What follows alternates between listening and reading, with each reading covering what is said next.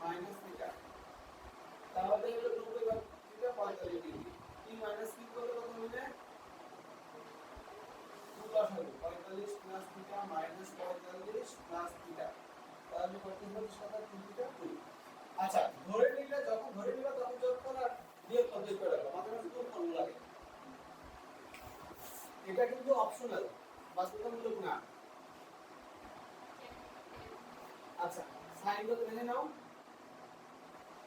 Sign কি sign Q cos কি cos কি, উপরের যে 2 দিয়ে নাও, তার উপরে সূত্র বেরিয়ে গেল।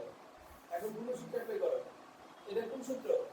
এই যেটা, তাহলে cos a minus b cos a minus b minus cos a plus b, আর এটা কোনটা? cos a plus b plus cos a minus b, cos a plus b plus cos a minus b।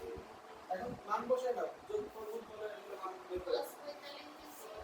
এখানে cos theta minus cos 45 degree, এখানে হলো cos 45 degree plus cos theta,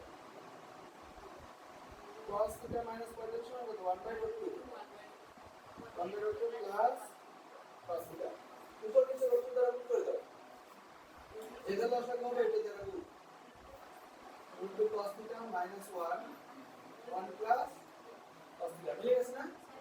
এটাকে এইভাবে রুটটা লিখে দিই না, cos theta কে লিখি 2 cos theta plus 1, শেষ। আর লব ও হরকে কি দ্বারা গুণ করলাম? লব ও হরকে রুট দ্বারা। আমরা কিভাবে বুঝি যে কোনটা দ্বারা গুণ করে করব?